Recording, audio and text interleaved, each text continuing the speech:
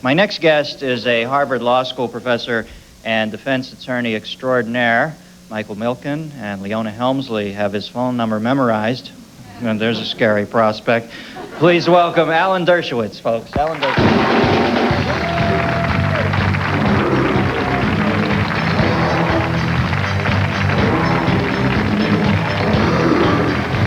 You know, the last person I want to see on a planet trip on my show is Alan Dershowitz.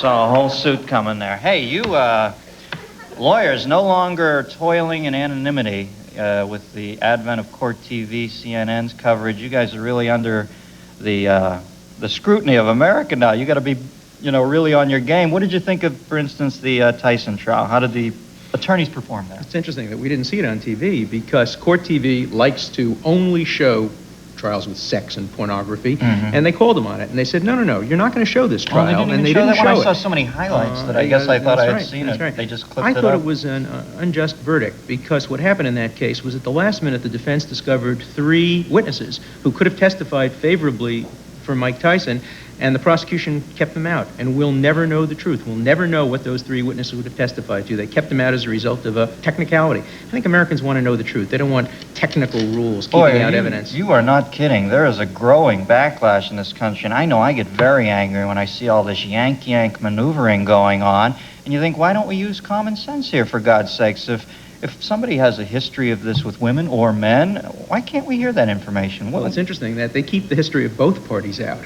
And because they don't want to put people on trial for their life experiences. They want the jury to focus on, did he do it?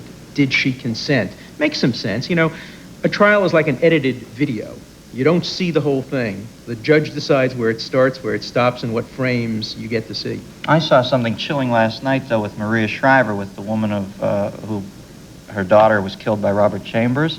And when you die, you lose all your rights, don't you? They can drag you through the mud every which way. They were not allowed to bring anything up about Chambers, but the poor young girl, Jennifer Levin, they just ran her through the mud. Is that fair? Well, it's fair in this sense. Remember, only he will either go to jail or won't go to jail. There's nothing anybody can do for a dead victim. It's a tragedy, but you can't bring them back.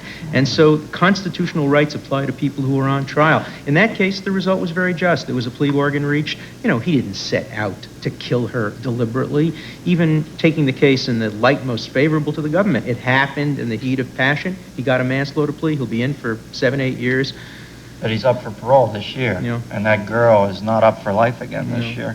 Now, when I was in Hawaii over the Christmas break, I saw your book, Chutzpah, laying on more bloated man chests than any book on the entire island of Maui. Every time I walk around, I see guys passed out with that book laying on their chest. Great appeal to bloated men. I have gotten more statements of people saying, I was in the hospital and they sent me Chutzpah. I wish thin, healthy people would start reading Chutzpah instead of all these sick, bloated ones. But honest to God, I saw so many men over there reading the book, and yet you caught heat from it from... was it the JDL or who? No. The JDL, no. The American Jewish Congress and some of the other organizations, people don't realize that we're seeing an increase in anti-Semitism and racism, sexism in this country. The fact that Pat Buchanan, an overt anti-Semite and racist, can now be a serious candidate for president of the United States. And Jewish leaders are afraid. They have this, what my grandmother used to call shashtil, be quiet, don't rock the boat mentality.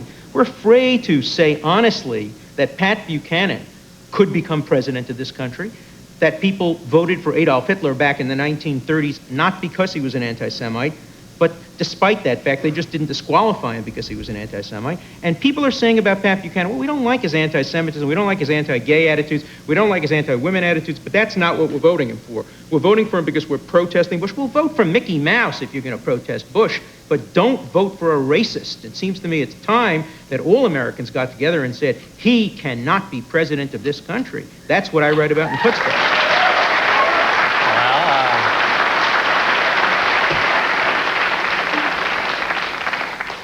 So where do you stand on Buchanan? I've challenged him to debate the issue. I challenged him on Larry King. You know what his response was? What's that? Not only would he refuse to debate, but he issued a ruling saying I could no longer be a guest on Crossfire. Well, believe I don't want to get in the pit with you, Mr. Dershowitz. Hey, I've run a little long tonight. I'm too loquacious, but thank you for coming on. Please come back. Alan Dershowitz, chutzpah. We'll be right back after this.